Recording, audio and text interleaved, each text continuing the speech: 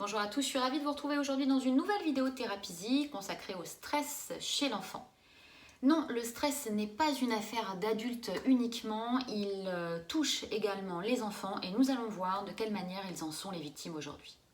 Des recherches ont récemment montré les dommages causés par le stress sur le développement du cerveau de l'enfant, puisque si ce dernier est exposé à une pression, à un stress trop récurrent, trop important, eh bien les connexions neuronales qui touchent à la personnalité, à la construction même de la personnalité de l'enfant, peuvent s'atrophier, voire disparaître.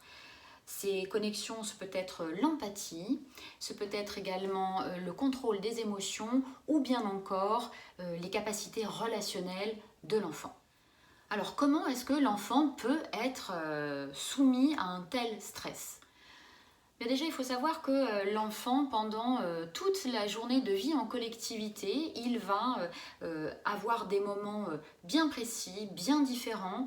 Il va avoir affaire à des adultes, il va devoir s'insérer dans des projets, il va devoir s'insérer dans des règles, avoir une écoute plus ou moins soutenue et puis être baigné dans la collectivité et ce que ça implique, notamment aussi les nuisances sonores. À cela, vous ajoutez des activités extrascolaires, toujours en constante évolution, qu'elles soient culturelles, qu'elles soient sportives. Et puis, vous ajoutez les activités dites de famille que l'on fait le week-end pour pouvoir sortir, bouger et constamment être dans un rythme frénétique et ne pas avoir énormément le temps de couper. Donc vous voyez, l'enfant fait preuve d'énormément d'adaptabilité tout au long de sa journée, tout au long de sa semaine. Et si petit qu'il est, eh bien finalement, il est bien obligé de suivre le rythme que la société et que ses parents lui imposent. Alors le souci, c'est que pendant toutes ces activités, l'enfant, il est régi aussi à mettre en place des compétences, des capacités, des connaissances qu'il doit mobiliser parce que bien, les activités vont être sanctionnées par un smiley, par un code couleur, ou bien encore un diplôme, ou bien encore un niveau qu'il va falloir passer, qu'il va falloir dépasser. Et eh bien, on attend toujours de lui du plus. À cela, il faut également ajouter ce que moi j'appelle le barème d'acceptation de ses parents et cette régulière petite phrase qui revient, cette phrase que vous connaissez tous très certainement, le peut mieux faire. Ouais, c'est bien ce que tu as fait, mais je pense que tu pourrais t'améliorer là. Au nom de quoi? Au nom de quoi nous ne laissons pas assez souvent les enfants ne rien faire? Eh bien, c'est justement au nom de cette peur.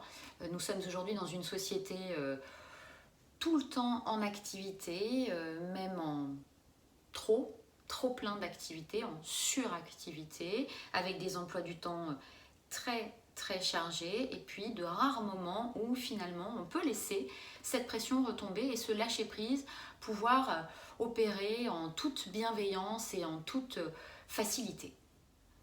Pourtant, le fait de ne rien faire, il est bénéfique. Il est bénéfique pour adultes, évidemment, mais il est bénéfique pour l'enfant. Pourquoi? Parce que pendant eh bien, ce temps-là, il se construit aussi. Il se construit son imaginaire, sa prise d'initiative, il grandit, il peut arriver à ne pas être sous une demande constante, sous un devoir, une insertion dans un projet, à faire avec le sourire en plus, parce que sinon on va dire bah alors qu'est-ce qu'il y a, c'est pas bien ce qu'on te propose. L'enfant reste un enfant.